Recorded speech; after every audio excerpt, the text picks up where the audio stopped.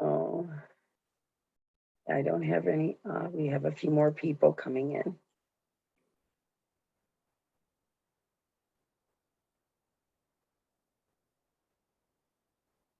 We have a pretty good group tonight. It's wonderful to see all of you.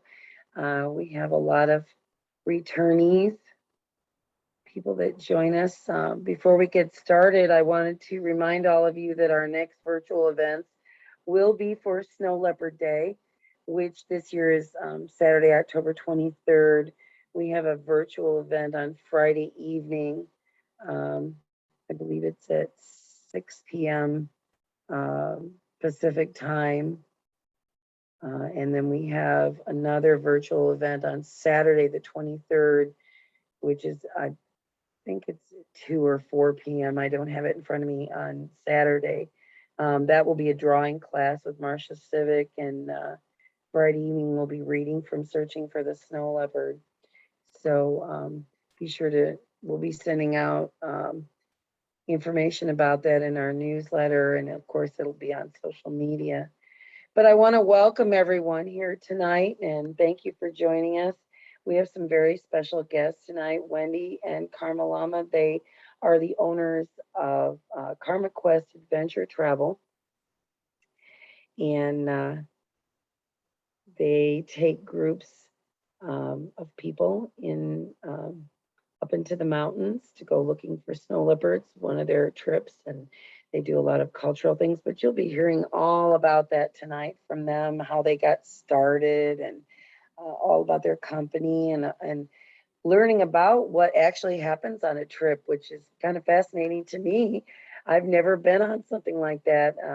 And their trips are, you know, they're a lot different than just going on a safari in Africa and seeing lions and cheetahs and zebra and giraffe walking up to your Jeep. To look for snow leopards is quite a different experience, but they'll tell you all about that. But they're involved in ecotourism, and ecotourism has been serving a pretty significant function in conservation for a while now. Of course, during the pandemic, it's been pretty shut off. No ecotourism. Oh, there's one of my house kitties talking. But ecotourism is important. It brings another source of income into the communities through homestays, you know, bed and breakfast, and through these trekking and safari type trips, photographic trips and cultural trips. And as long as it's done well, it's very successful. If the money goes back to the communities, and but it's become a significant you know, plays a significant role in conservation today. Unfortunately, you know, we've had this pandemic going on 2 years now, and everything was shut down, and so it shut down all the, you know, travel altogether. But we're starting to see things open up again. And I have some friends in Mexico right now on vacation, and people are planning cruises. And this is the time of year when we start planning these types of trips, because as they're going to tell you, snow leopard trips happen in the wintertime.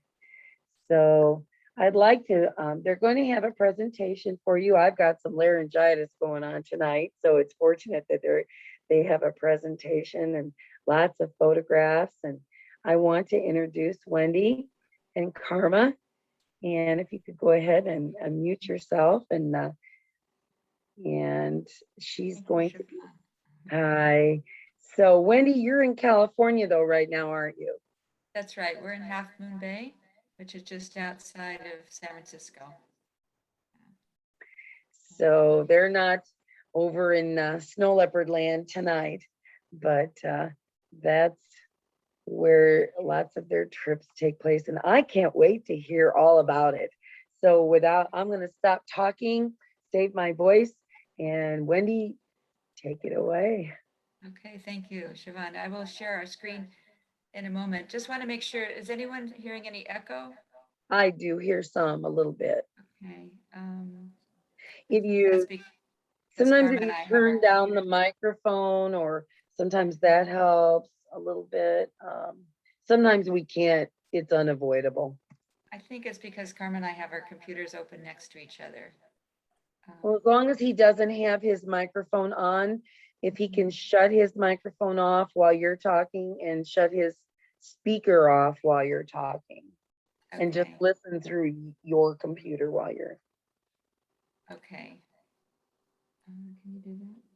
oh, I'm I'm not gonna sure. let some more people in. There we go. And I am going to try and monitor the live on Facebook.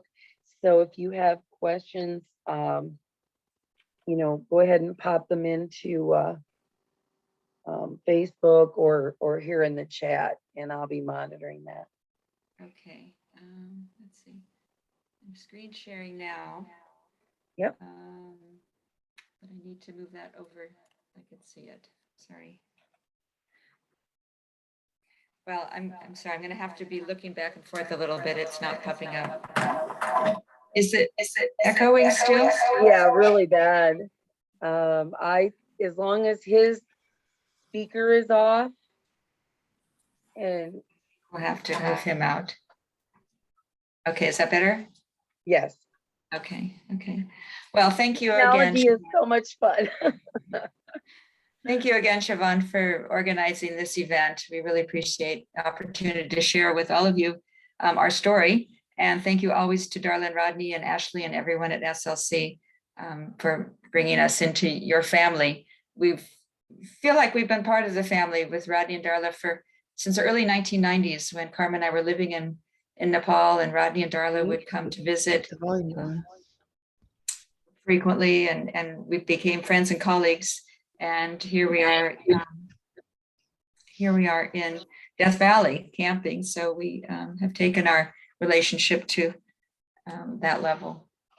I wanted to start with how I really started working with Rodney in particular while living in Nepal.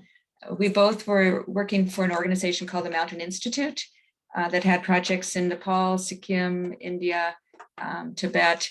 And we worked really at the grassroots level of introducing ecotourism as a motivating factor in conserving not only snow leopards, but the natural environment and culture that is so important to mountain peoples and the basis of their livelihoods. Here, some pictures from Sikkim, which is Karma's home country in northeastern India, in Pakistan, where we worked with communities to bring ecotourists into that area, and a number of other nations of South and Central Asia where we worked together. I'll never forget one adventure with Rodney, and I think Darla was there too. We were doing a program with villagers in a remote part of Tibet, and where they were suffering quite a bit from wildlife damage to their crops. And we went in as a team to try and help them address those issues and introduce ecotourism.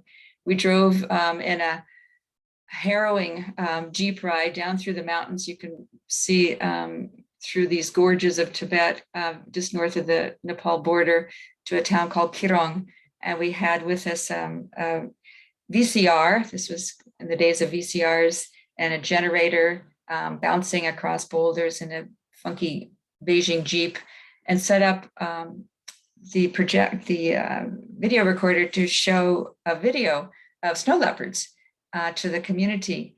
And we intended to show it one night, but most of the people in the village had never seen TV. They called it TV before. So they demanded we show it every night, and they would end the evening with dancing and singing. And we had to show it night after night after night until the fuel ran out. So it was quite an event, and we think we had a major impact in the community in one way or another. Rodney and I also worked closely together in developing with our partners at the Mountain Institute and local communities the concept of participatory planning that engaged local people in taking ownership of their future.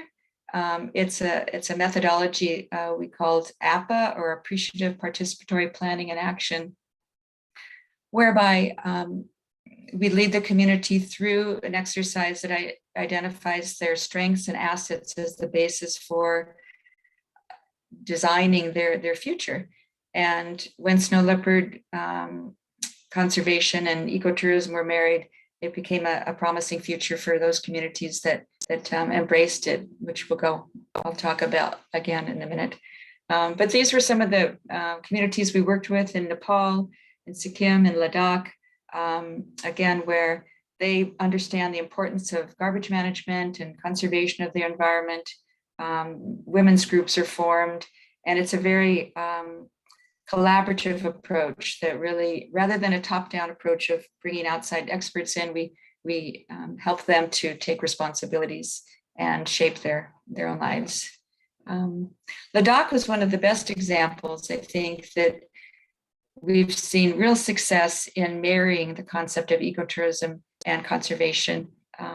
And this was largely due to Rodney, I'll have to say, as a really unusual scientist who truly understands and appreciates the importance of local people's involvement in snow leopard conservation. Here, community members are signing a contract to agree to stop killing the snow leopard in exchange for the benefits that ecotourism could bring and that we help to introduce in that area.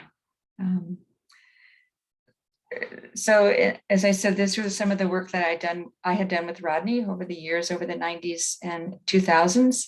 At the time, Karma and I were living in Kathmandu. Karma was involved in adventure travel, organizing trips, expeditions, treks, cultural tours, educational tours in Nepal and Tibet and the region. And many of those trips, as still today, involve a component of generating benefits for local communities and local people. I've been involved in being on the board of an orphanage in Kathmandu, and so some of our trips would visit the orphanage and make contributions for their scholarships, and even bringing dentists in to care for the students or for the orphans' teeth. These are pictures from Nepal. The upper right is the Upper Mustang area.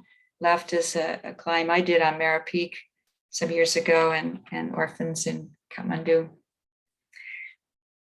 So really my aim while living in Kathmandu and my line of work was in ecotourism. I was fortunate to come in at the very beginning of ecotourism development, and again in the 90s, and worked across the region from China to Kyrgyzstan to parts of India, into Bhutan, Pakistan, Iran. And it was quite a rewarding experience for me personally, and felt that we, again, were able to achieve quite something from a grassroots level. Coming back to Karma and my collaboration, when we moved back to United States in 1999 and into Half Moon Bay, we set up KarmaQuest, and we've expanded our coverage from the countries around the Himalayan region to cover all of these destinations now, working in Mongolia and Burma and Myanmar, Sri Lanka, Kyrgyzstan. So we design and operate trips to all of these places. We very much have embraced the concept and practice of ecotourism, where we seek to generate benefits to the community and to wildlife conservation. And this is based on our own experiences and the many connections we made over the years in working in these areas. Here's a picture of a group I brought to Mongolia a few years ago, and where we spent time with the nomadic eagle hunters, and we're riding horses with them. We're able to go into their homes and have their traditional foods, and it was quite an adventure. So now I'd like to move on to really the focus of this presentation today, and that is our trip to Ladakh, our snow leopard trip. We call it a wintertime quest for the snow leopard in Ladakh. And we've been operating this trip since 2005 in collaboration with the Snow Leopard Conservancy. We have truly a win-win partnership where, based on the Snow Leopard Conservancy's research in the area and the benefits they brought to the community, we're able to identify where the snow leopards frequent, And in exchange, we contribute a donation to the Snow Leopard Conservancy for each of our clients over the years. We're very proud that we've run a trip almost every year from 2005. And on every single trip, we've had successful snow leopard sightings, which is really quite unusual for any kind of wildlife tours, to say 100% sightings. That's amazing, Wendy. That's yes, just amazing. Especially when you consider how hard it is to get there. Yeah. Yeah, it's not like driving up in a Jeep and having a cheetah just hop up on the hood of your Jeep. It's a whole different animal. That's right. That's amazing. That's right. So just to familiarize you with Ladakh, it's up here in the very northern part of India, this bulge. Ladakh had, until recently, been a part of the Jammu Kashmir state. And just in 2019, it was redesignated by the central government of India as a union territory, which gives it a little bit more autonomy and more of, I think, a little bit more funding to spend on for the benefit of its citizens. It is quite remote. On our trips, we begin those in Delhi, India, the capital, and take about a 15-minute flight over these incredible mountains up to Ladakh. It's an elevation gain of from 700 feet to over 11,000 in 1 hour. So you can imagine the care that we have to take to prepare people for the high altitude experience. We spent 3 days. Our group spent 3 days in Leh, the capital of Ladakh, to acclimatize to the elevation. And of course, we stay in hotels, nice hotels with heaters and hot water, sometimes in a bucket. But the capital, Leh, is of course, the head of the administrative offices of now the Union Territory. It's a high altitude, very dry environment, and it's primarily a Tibetan Buddhist culture.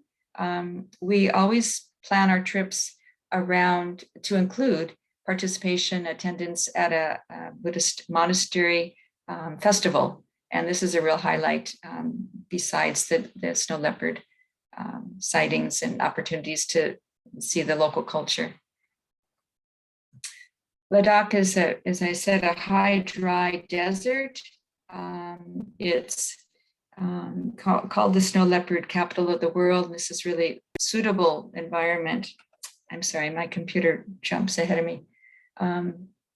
And it's it's very much similar to Tibet. One feels actually like you're on the Tibetan plateau, and you are. And it's can be difficult in terms of the dryness, the elevation. The trek goes into Hemis National Park, which was created in the early 80s. And this is part of the protection that's offered to the snow leopards designated as a national park. So on day one of the trek, after the 3 days in Leh, we take a short drive into the mountains and a walk, as you can see here on the left, of just an hour or two. So it's very different than your traditional trek, as some of you might have done in Nepal or elsewhere, where you're moving every day. Here we set up a base camp, and you do outings during the day hikes, sometimes going to a perch and sitting for much of the day in this steep terrain, this in the lower left photo. And it is winter, it's quite cold. So it's different in that way than most treks. But here's the rewards. To be able to see these magnificent cats in their natural setting. Rodney, if you're on, if you can correct me at some point if this number has changed, but I believe there's approximately 50 to 75 snow leopards in Hemis National Park. Just magnificent. The snow leopards stay high during the summer months when they're able to hunt their primary prey, the urial and the blue sheep. And they come down during the winter, and that's the time that is the best to see them. It's their mating time. It's the time they descend to following their prey. And this is the why we have been so successful with our trips. It's largely due to the scheduling, the research that went into identifying the best times to be there. On the way into the base camp, you just carry your day pack. The gear is all carried by ponies. We have a full team supporting you with tents and these well-designed tents that can withstand the snow. We have kitchen tent, dining tent, toilet tent. The dining tent is heated by a kerosene heater, and we provide mattresses. We can assist you in renting very warm sleeping bags if you don't have them. So it's a full service trip. We have staff, guides, cooks, assistants. We provide spotting scopes for the snow leopard sighting. And as I said, during the day, you move out into the onto the hills. Often this is without trails. It can be snowy or not. So it does require a bit of being fit enough to climb up and down the mountains. But in most of the people that join the trip are not necessarily super athletes, but they have the motivation, the desire, and we can, something that we want to make sure that everyone is happy and healthy, and we provide some guidance on how to get in condition for that. Wendy, Rodney says that yes, the numbers of snow leopards is estimated at 50 to 75. Okay, thank you. Thank you, Rodney. Okay. As part of our trip, as I mentioned at the beginning, the communities up in this area had participated in the ecotourism and snow leopard conservation planning exercises and identified interest in opening up their homes for visitors in a homestay program. So Rumbuk Village here, shown in the summer, is one of the primary destinations that participates in our treks. And we do send our group members there to interact with the community and stay in the homes. The people love living in the national park are primarily herders and agriculturalists. They raise sheep and goats, and historically, they suffered considerably from the loss of livestock by snow leopard predation. The snow leopards would come down and enter their enclosures here that are uncovered and kill many of the livestock at a time. They get overstimulated by the activity, and sometimes can be take a great chunk out of the family's basis of their livelihood. So in moving into the area, beginning to work in the area, the Snow Leopard Conservancy made commitments to the local people to help them build the better enclosures. It was a joint effort, and this was very much part of the participatory approach. And this has greatly reduced the number of livestock that have been lost to snow leopards, and therefore really helping to secure the conservation of the snow leopards. At the same time, where livestock is lost, the community can better handle that loss because of the income they're making from the ecotourism. That's a picture of Rumbuk Village in the winter.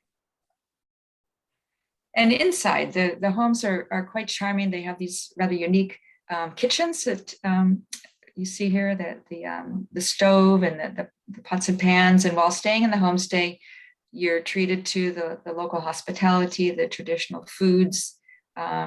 This is truly a highlight to many of our guests, besides the snow leopard sightings, just to spend time with the local people. The rooms are outfitted quite nicely, simply, cleanly. The homestay operators are trained and in sanitation, a little bit of English, but there's usually someone in the home, maybe a young student who can speak English. And you get to participate in some of the local cultural activities, making butter, yogurt, milk. This is also a lot of fun and generates a lot of laughs. So all in all, really, it's been a win-win situation for snow leopard conservation and local people's livelihoods. They've improved their living standard considerably, that they now have enough money to send their children to better schools. It's very much one of the longest, I think one of the best successes of the combination of ecotourism and conservation.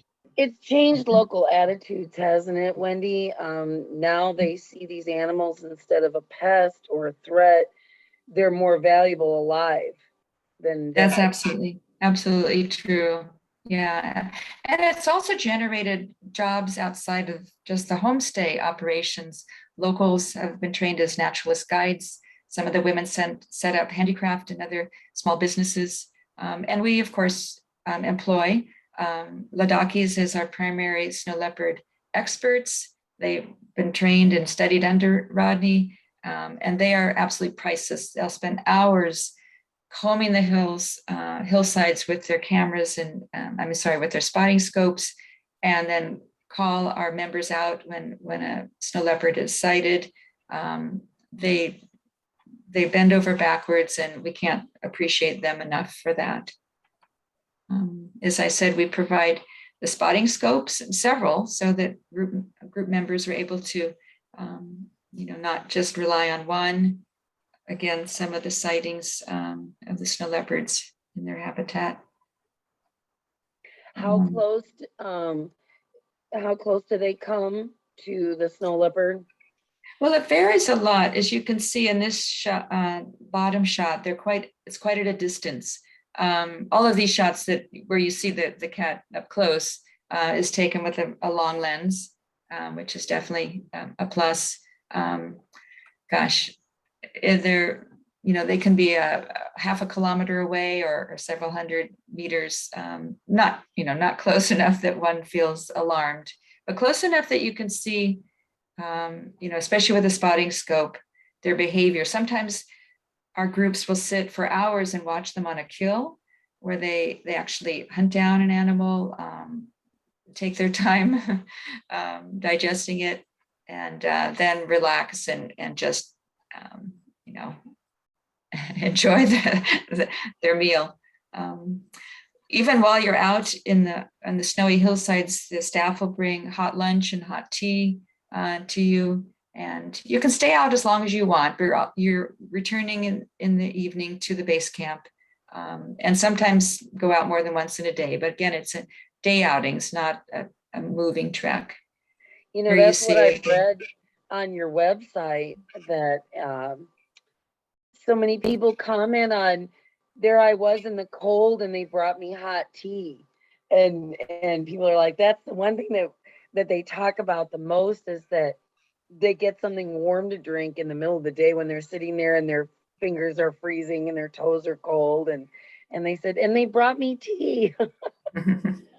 Yeah, it is amazing that people really rarely complain about the cold to us. I think that the excitement of seeing the cats, often a dream come true, is just overrides any of the hardships. And here you can see on the left a shot through a spotting scope of a snow leopard, and here's its prey, and the snow leopard's over here. You can see that. We've just had, as I said, so much great feedback. It's been a very rewarding and really one of the most exciting trips I think we have to offer. Lots of happy campers. We seem to attract people from all over the world, from Canada to Australia, Germany. Often there'll be an international group that comes together, and the group sizes are from 4 to 10. We keep it small so that we can minimize the interference with the cats, but still bring benefits to the community. And here we have a photo taken by a camera trap, which you've probably seen over the years. And just for more information, you can go to our website and read about the trip here. We have one scheduled in February, March of 2022. We're very hopeful that this can run. We have several people interested. The situation in India right now is they're about to open up to issue tourist visas in mid-November. And if all goes well, people will be able to get visas. And they're still working out the requirements in terms of vaccination. Quarantine should be lifted by then. But please keep in touch with us if you'd like to know more about how to join a trip, what are the conditions, what kind of shape you need to be in, any of the details. Karma. It's pretty, thank you. The hiking, I'm sure the footing is not, I imagine you have to be pretty sure-footed. Yes, definitely. You have to be sure-footed. As I said, often there aren't trails. It can be snowy conditions. Have hiking poles is beneficial. Good boots. We provide a full gear list and recommend, clothing and everything. Having a long lens on your camera is certainly beneficial too. Although having the spotting scope and the ability to take photos through that is also helpful. Certainly binoculars. Our Vice President, Ashley, couldn't be with us this evening, but she wanted to know how many slots or openings there are for this winter's trip. We have a couple of people that are pretty interested. We haven't started taking deposits yet because of the visa issue. We've had to delay many of our trips, not just Snow Leopard trips, due to COVID over the last few years. So we don't want to inconvenience people by promising right now, but we're very hopeful. And as I said, we can take up to 10. So I'd say we could take 8, but anyone who's interested, please put your name in. And because sometimes people drop out at the last moment. Our board chair also emailed me a question. She couldn't join us this evening, but she wondered if you had started to see the effects of climate change on your trips, and if so, on the people, and then on the wildlife, and what kind of effects have climate change already started to make into ecotourism, but into the local communities. I did see Caroline's question. I told her I would put it forth to Rodney because I think he probably has a better idea how climate change is affecting the snow leopards. I haven't heard specifically how it might be affecting, for example, choice of crops or water availability or temperatures among the people living and farming up there. I know that across the Himalaya, there's been a marked reduction in the glaciers and even some threats of flooding due to glacial lake outbursts. But maybe Rodney can help us with the understanding how climate change may affect snow leopards. Yeah, Tashi Galia, our photographer that we work with in Nepal, he's taken some pictures from several years ago of lakes and then today, and they're not there anymore with the glaciers melting and receding. It's pretty startling. Only just in a few years, a lake is just completely gone. Or the glacier is completely receded. Just go and sit there. Go and sit there. Hi, this is Darla. I'm just going to change my gallery so that you can see me. And I'm going to start my video. And I'm going to say, hi, everyone. Excuse us, but we're having dinner while we're listening to this. So I'm going to, and we have some special guests here, Wendy and Karma. We have John and Kim. Hi. Hi. Welcome. Having dinner. Wonderful. Dinner, yes. So I'm going to turn this over to Rodney, and please repeat the question because I think he was a little, maybe a little bit not expecting it. Carolyn had asked about climate change, and if we had seen, if Wendy and Karma, or if you had seen the effects of climate change on the communities, on people, and how it was affecting, of course, their livestock, the people, and the wildlife. But but how it was affecting the communities as well as the wildlife. Well, yeah. Wendy, I just want to thank you for a very good summary of what these treks are like. And the one thing I do want to add about the treks is the guide.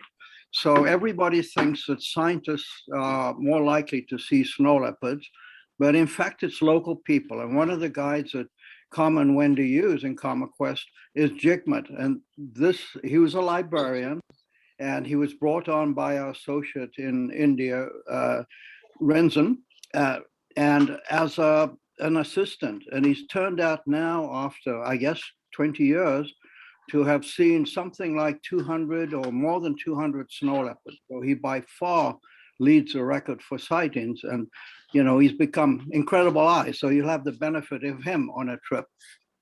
To jump to the climate change, well, of course, it is beginning to affect people because springs are dying up. The snow is melting earlier in the year, and they depend a lot on snow to irrigate their fields. So they're having now, to I guess, try to get cultivation variants that use less water, that grow more quickly. Their growing season is changing because they are getting cloudy days in the middle of summer, which is not good to ripen barley or anything like that. Glaciers are drying, and there's one thing that I think is incredible for an adventure, and that's called the ice trek.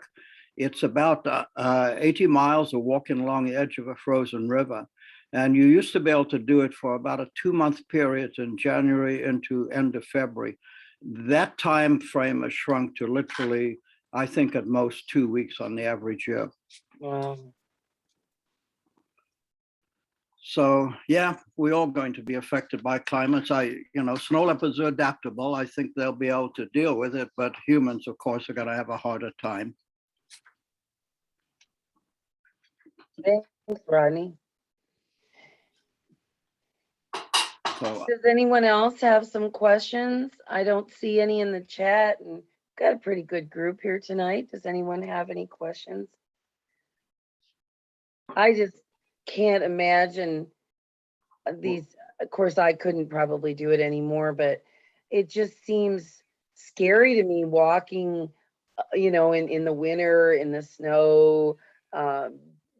Do you help people who aren't quite as mobile, or does everybody have to be pretty much in real fit to go and do these trips?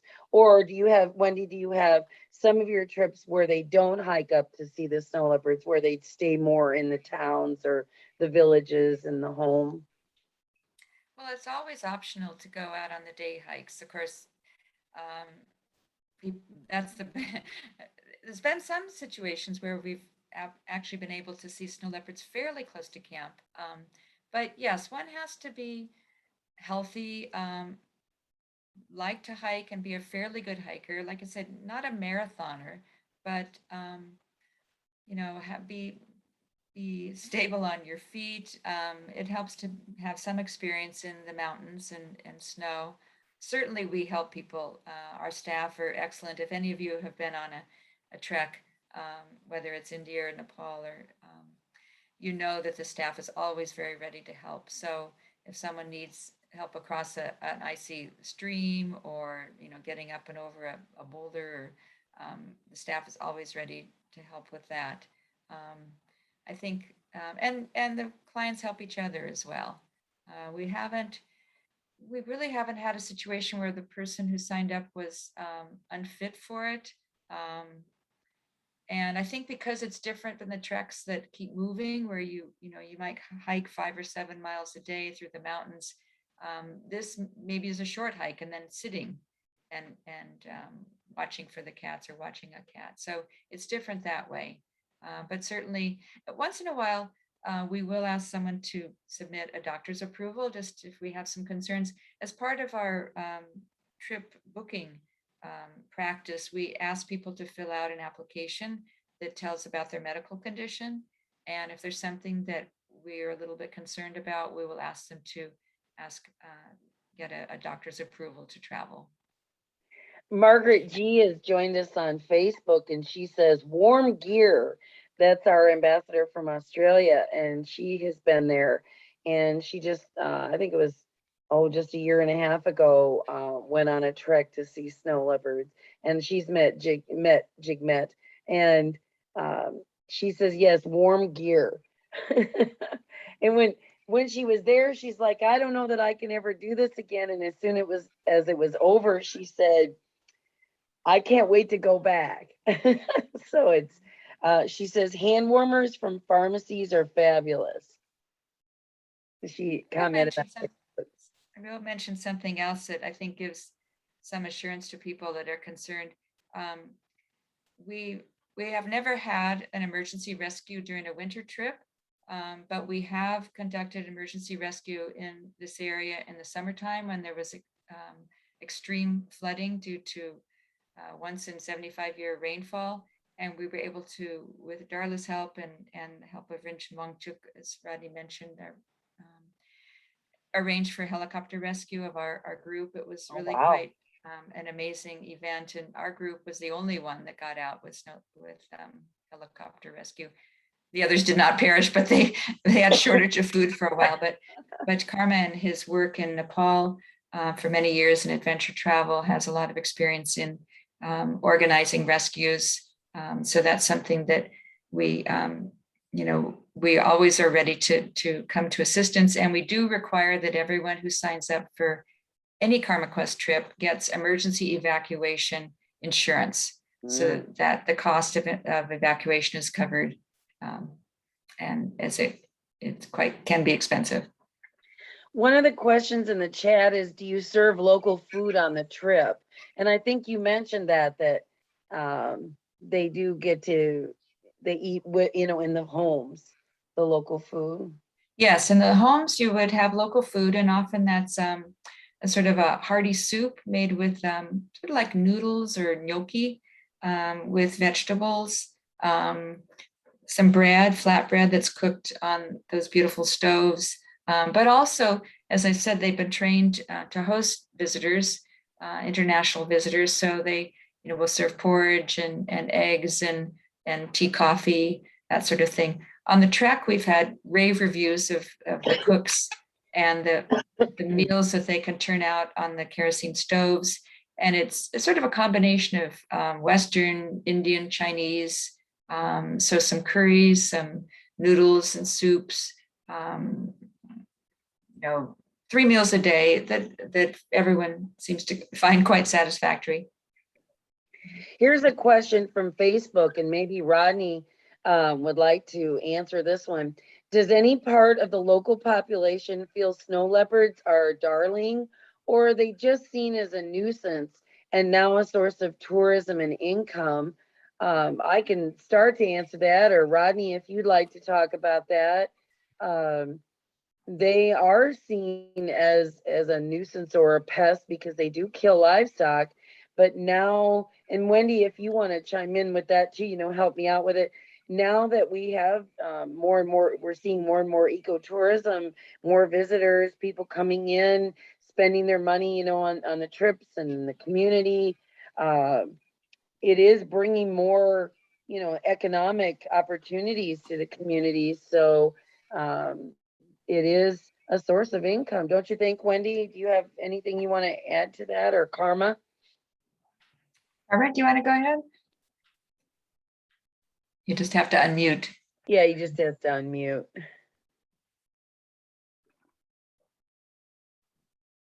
Karma, can you unmute? Well, I'll go ahead. While Karma's unmuting, I just make a quick mention, and that is that homestays from the Hemis are spread throughout Ladakh. So it's a major source of income for almost every community. Thanks, Rodney. Karma, yeah, that's there. So go ahead, Wendy. I'm sorry. Karma was on a trip a couple of years ago, and might have some experiences you want to share regarding local people's perceptions and participation in our treks. Looks like you're muted again. Go ahead, Karma. He's not Sure, unmuted. if he's unmuted, I don't know. I can't tell. He's The on mute. upper- He's muted again. The upper right corner, Karma, should be able to unmute. Oh, there you go, Karma. Okay. So your question was whether the local people look at snow leopard as a pet or some kind of a wealth, or what? What was the question? Sorry. Whether they're a nuisance, a pest animal, one to be gotten rid of, or now that there's ecotourism is growing, are they seen more in a favorable light and because they're bringing money into the town? Definite.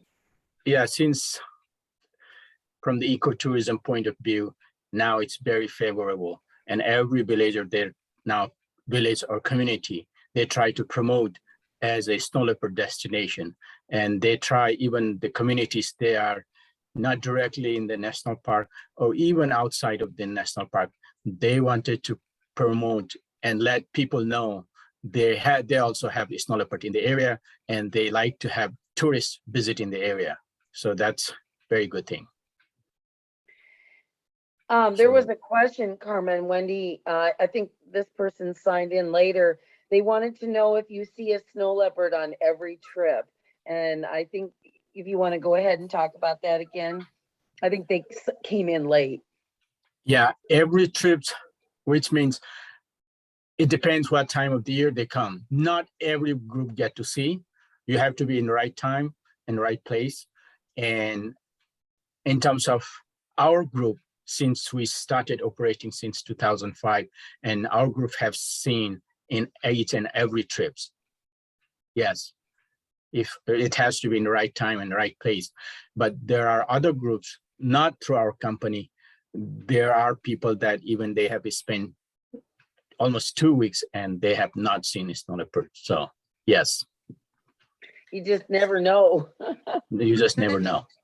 And the timing of our trips, as you see, February, March is very much informed by, as I said, the research that Rodney and the local snow leopard experts have conducted that identify that as the best time to see them. Now, that's something that could change with climate change, I suppose. But that's the optimum time from our perspective. Well, they followed the wild herds or flocks down into the lower elevations in the winter, bringing them in better proximity. But then that's also mating time, as you were saying. Yeah, that's right. before.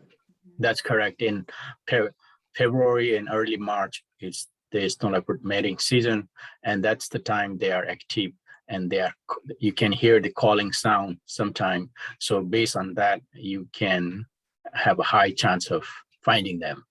That's what I was going to ask you, Karma, if you heard them a lot, that yowling call that they do when they're looking for their love. Yes, I have heard, and the picture earlier you've seen in the slideshow, 2 snow leopards. That's what we found them, because we heard calling up in the mountain. So one local guy informed us that he heard the call, and we started going towards the sound, and we found 2 leopards there. So that's from the call. Yes, that's always good. Now they stay together a while. They're not like lions. When they're courting, don't they spend more time together? Yes, and also I think Rodney would be the right person to give the answer to that, how long they stay together. Rodney, are you with us still? On how long the I snow am. leopards stay together, hours or days? Couple of days, probably. Like lions, they might mate 400 times or something, and then they go their way. But, we don't have a lot of information. These things are very rarely seen. And it's not like studying lions in the Serengeti where you can watch them all day. The snow leopards come and go, and they have this incredible ability to just meld away and blend into the background. And so you're looking at a cat moving across a ridge line, and you keep looking, I can't see it. And somebody says, well, you better move the scope fast. And we move the scope quite a way, and suddenly there it is, jumping out at us, and it goes behind a bush or between bushes, and we lose it again. So these animals are incredibly cryptic. That's amazing. Karma, I saw a question about the temperatures, how cold it gets.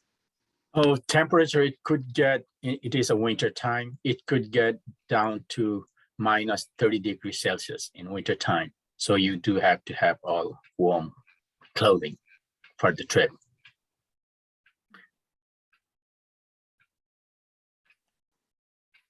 Does anyone else have a question? I saw a question in the chat about what other wildlife might be seen. There is Oh, chances of seeing Tibetan wolf and also a golden eagle, and there are other birds you can see. And the blue sheep. Yeah, those are blue sheep and ural ibex. Those are the main source of food for the snow leopard. The blue sheep are the most common wildlife they can see, and sometimes you can see as many as 60 to 70 in one herd. I would say don't be put off by the cold, because there's this incredible down parkas that you can rent in Leh that they use on the Siachen Glacier at 20,000 feet.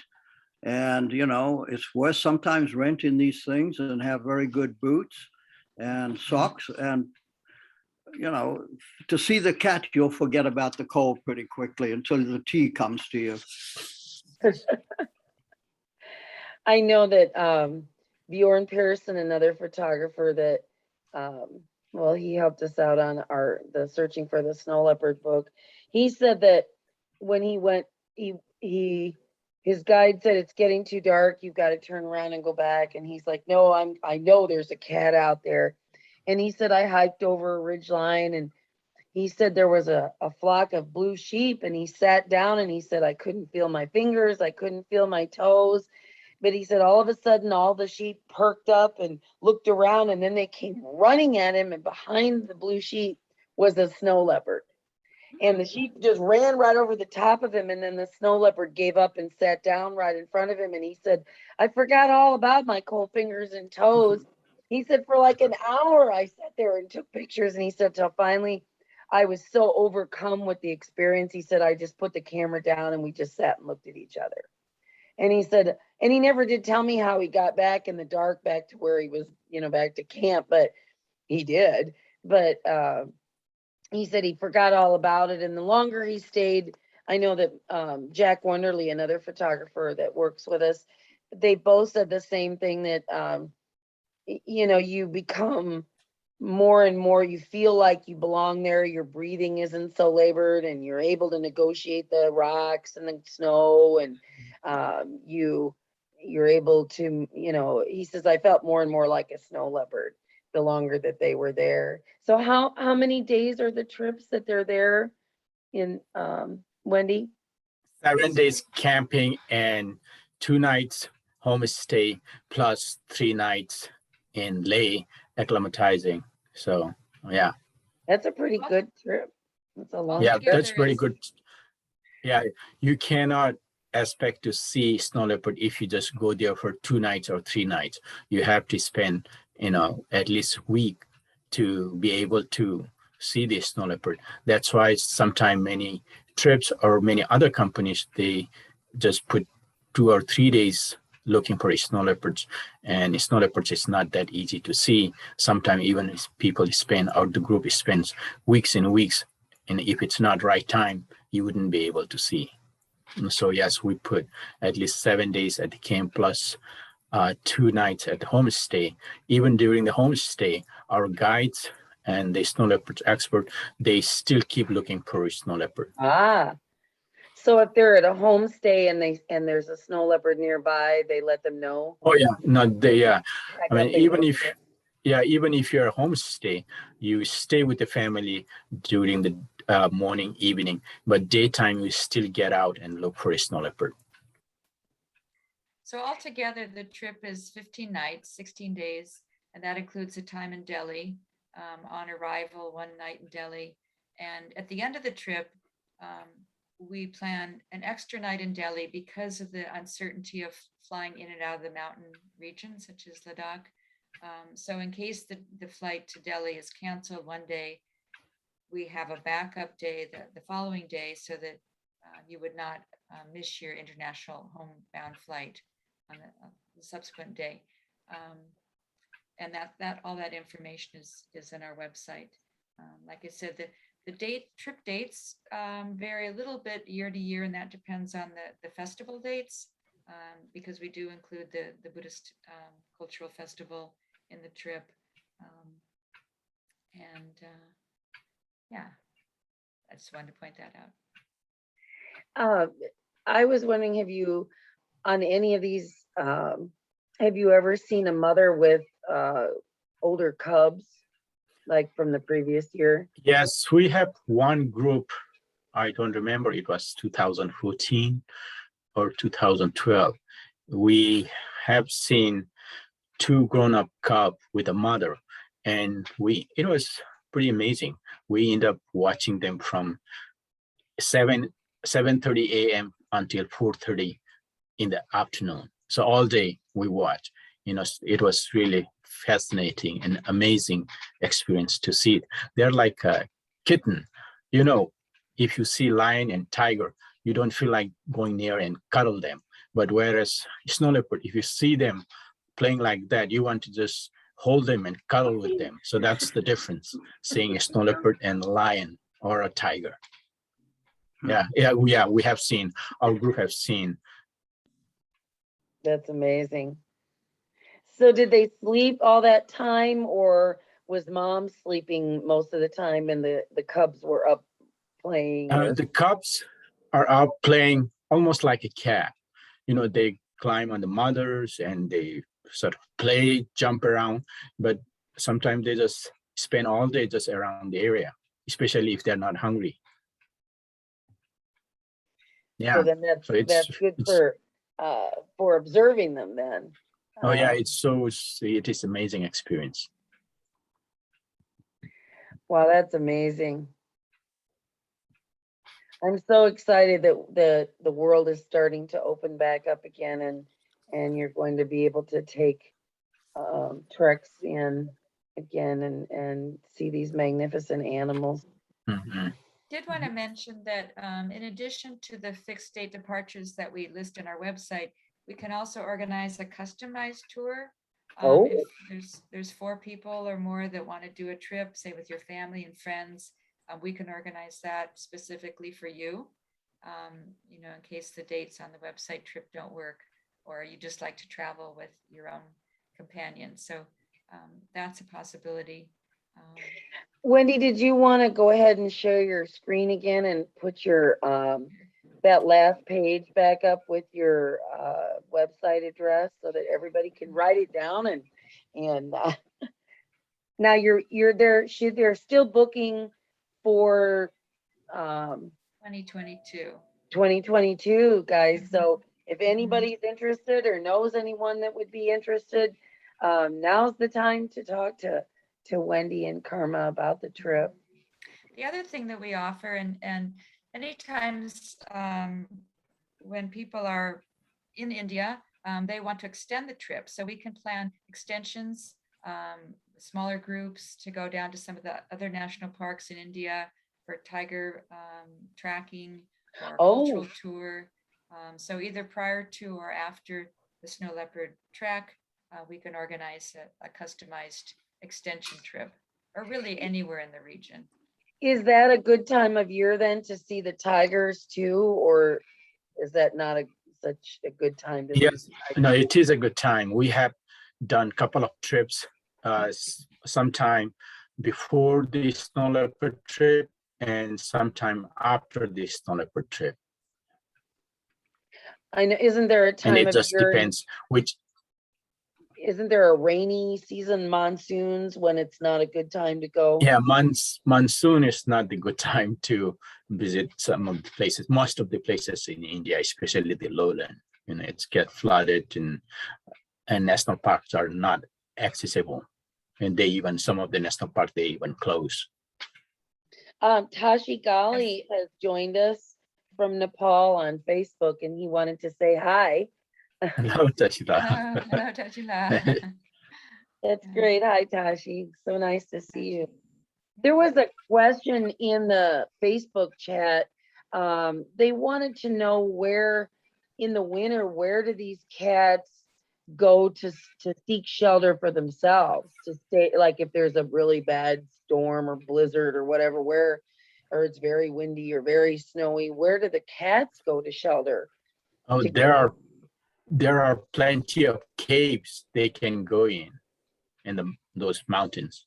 And so of course they have a place to go, and it's survival. So it's a natural thing for them to find places, and it is pretty common for them to get snowed in and go to find a warmer place. And yes, they go to a place where they can find a cave, or I'm sure they have all those places to go to. And that's why they have that beautiful luxuriant fur and that long tail to wrap around them and keep them warm. Do you ever get, I suppose you have to be weather wary. Do you ever get caught out in weather, or do you, Our have local ahead. staffs are very experienced in terms of watching weather, when to go and when not to go, when it's the time to leave, all that, based on that. So yeah, we have to be also careful where you are. Depends on where you're camping or where you're, taking hikes. So based on the locals' experience, you have to be careful, and that's the precaution we take. That's another reason why it's important to have so many days in the field. A lot of travelers are used to sweeping in and out of a destination, a couple days here, a couple days there, and expecting everything to fall in place. But when you're traveling in remote areas, particularly mountain regions where weather is really unpredictable, you have to build in enough time so that, yes, if weather turns for a couple of days, you still have a substantial amount of time to go out and complete the reason for being there. Varpu joins us quite often. She lives in Holland, and she says it's 5 a.m. there, and she apologizes, but she has to hit the hay. But she wanted to thank you to Wendy and Karma, and she enjoyed the hour listening to your conversation and your presentation, and she wanted to thank you for joining us. But yes, if it's 5 a.m., she needs to get off and go to bed. Thank you, Thank you. for participating and getting up so early. And we've loved seeing your little cute snow leopard there being cuddled. We have one of those too that our domestic cat likes to cuddle with. It's funny. There's, as you see, there's a furry behind me here. Mm-hmm. We'd like to thank all of you for participating this evening. I know it's at different times of day and night, and we really appreciate you taking an interest, and hopefully we'll see you again. Well, this is fun. I've been really looking forward to this because, it's one thing to just read about it on a website and you're like, oh, it doesn't sound like I can do this. But when I hear you talk about it, it's like there's probably a lot of people, that could do this and would love to do this. I guess it's kind of scary, to think, ooh, mountains, snow, winter, but it sounds like it's just marvelous. What a wonderful experience. And yes, it is amazing experience. Yeah. Yeah, and the feedback we get from people is just incredible. I mean, stories of people just crying at the sight of the snow leopard, and yes, wanting to go back and booking double trips, and we have, if any of you would like to speak to someone besides us who's been on a trip, I think we could probably arrange for that as well. Yeah, I imagine some people would like to talk to people who've done it. I know it's, of course, I've talked to some of our photographers that we work with, and they all have the same, they've traveled all over the world and seen all kind of animals, and this was in their bucket list that they had to do, and then once they've gone once, they can't wait to go back, and they've got a lot more equipment they're hauling around. Yes. Do you take commercial groups? Do you take photographers or videographers with you sometimes? you know, Often on professional. this, often on this trip, there are wildlife photographers. You know, they are really, really into uh, photographing the snow leopard. Yeah, there are often you see with their fancy equipment trying to get the best shot of snow leopard. Yes, there are always photographer in groups. It's We've even amazing. had- Go ahead, Wendy. We've even had someone who had so much equipment, they requested a special assistant to help them carry the equipment up and down the hills. So we could arrange that as well. We've also had journalists who have been on the trip and written up articles in, you know, different countries about their experiences. Now you've won some awards with your treks, haven't you? Yes, one of the big one was Outside Magazine Trip of the Year award toward the beginning. And just a recognition, I think that besides that formal award, recognition that we are, as far as I know, or as far as we know, perhaps the only company that is contributing to the Snow Leopard Conservancy's work for every trip, every member on our trip. And I think we've generated close to $45,000 for SLC Wow. over the years. So that's something that you know, we feel very good about. That's amazing, Wendy. That's a lot. That's tremendous. And that helps tremendously for the people there. That's just amazing.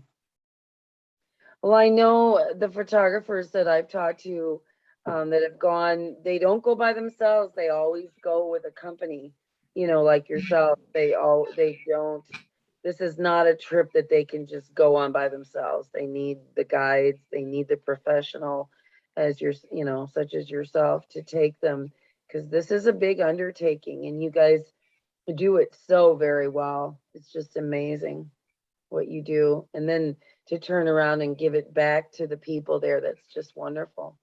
Darla says KarmaQuest has been an incredible partner for the Snow Leopard Conservancy. Yes, they have. That's you certainly have. Wow, vice versa. And we all thank We you. value. Darla says thank you so much. And yes, I want to thank you too. You guys are tremendous. And you do so much for snow leopards and people who share their home. It's wonderful. I know I've given talks here and there, and people always ask me, you know, about treks, and they always want your literature, and I think a lot of people are really want to get out and start doing stuff now that we're finally over the hump, maybe with this pandemic, so, or getting a control on it, but. And we always participate in the SLC's event at the Pomeroy Center at San Francisco Zoo. If that will be continuing, if you're in the vicinity, please come to that. It's really fantastic. When Darla and Rodney, you know, share their experiences and often bring in one of their community members from around the world that you get to meet firsthand, and we're usually there as well. Darla could probably answer that if they know when the next event like that is going to be happening.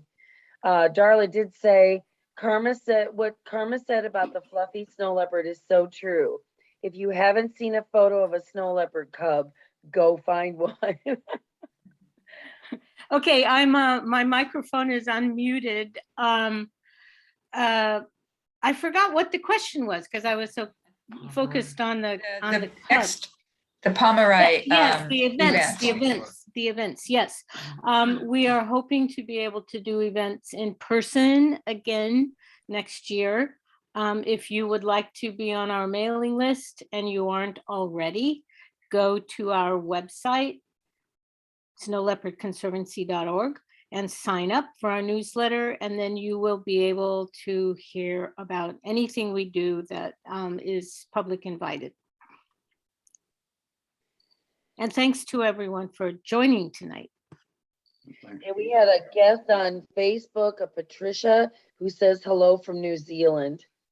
So yes, we have a worldwide audience tonight. It's wonderful. Yeah. Yeah. Well, Karma, did you have anything else that, do you have an experience that you could share with us? something really cool that happened, or something that was totally, you've been out there, and I'm sure all kinds of weather and different That's people, and you have that's something. what I said earlier. It's such a cool experience. When you see tiger or lion, it is really amazing to see the animal, but you don't go near them and feel like cuddling with them. But Yeah. whereas you see the snow leopard near you, or when you see the snow leopard, you just want to hold them and cuddle. So that's the amazing experience, and yeah. What's the closest, Karma, that you have encountered one? I think it was about 300 or 400 feet away. Yeah, Wow. which I don't have a picture for it somehow. You know, I I haven't learned to get a fancy camera and fancy scope yet. I mean, I do, but before I didn't have that kind of gear. So now we do have a nicer camera and nicer scope, so you can get a good picture next time.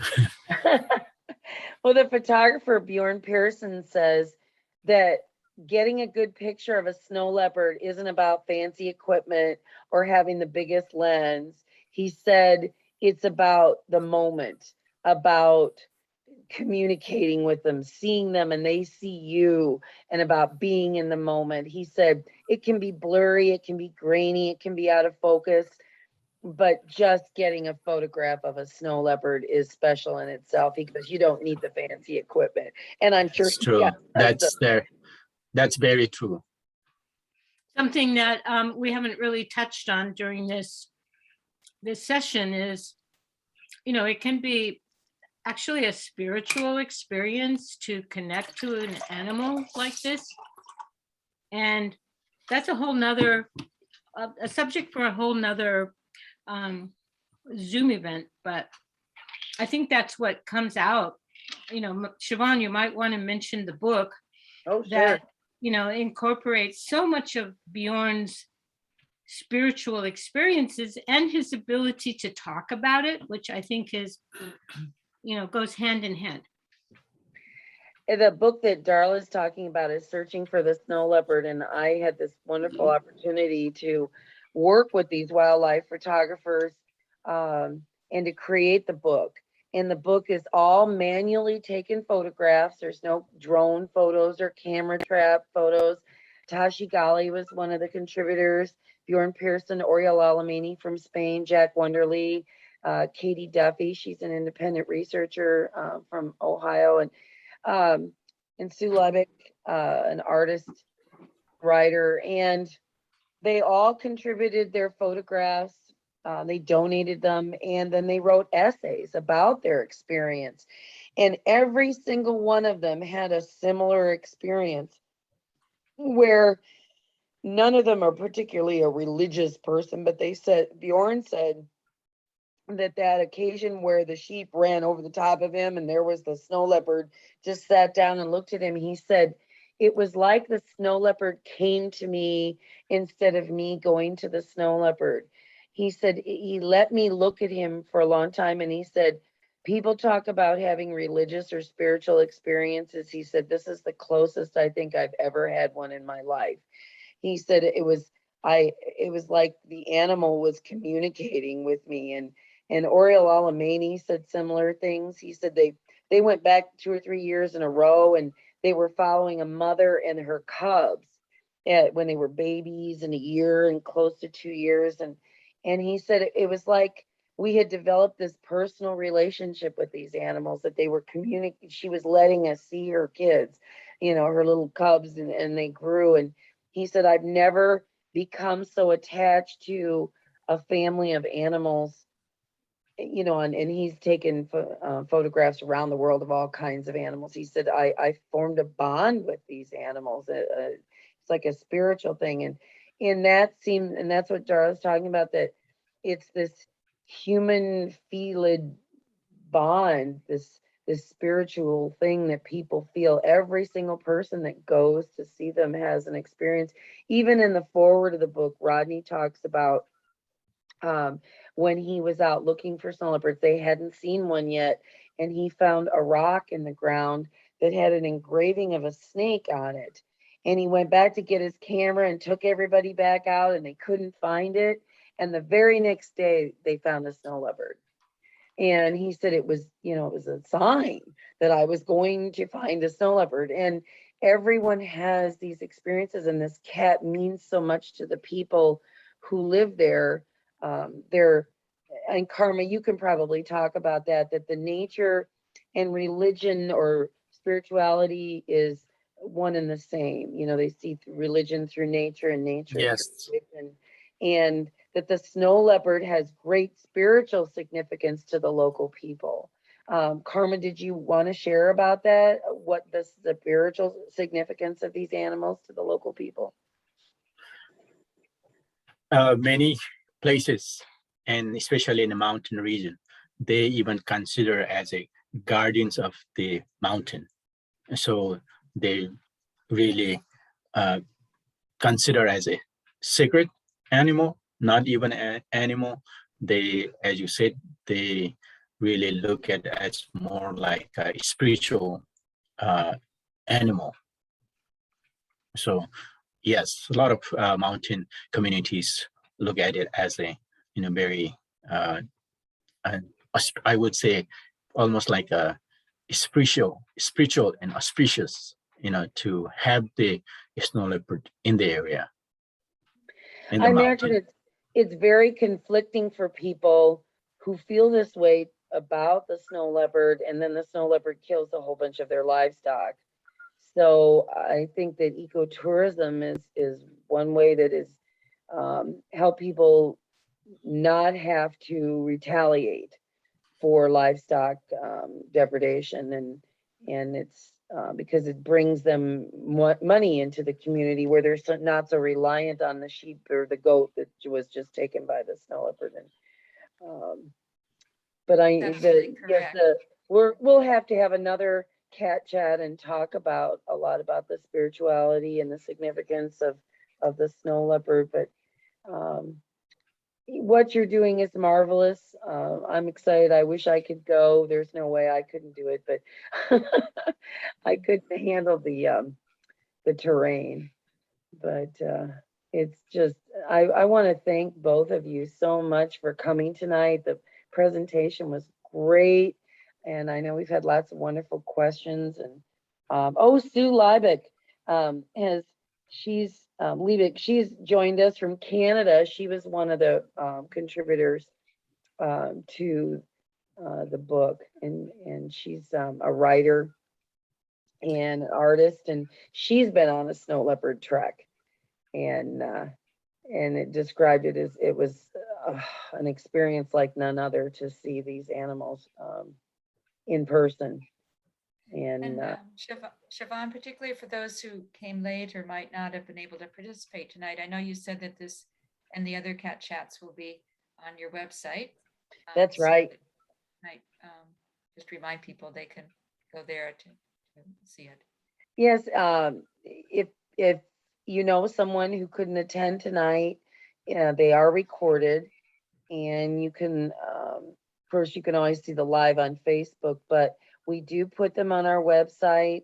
Under the media gallery, there's a section just for the conservation cat chats, but I'm also going to be putting the video on a link with your pages. We have links to all their trips on our website.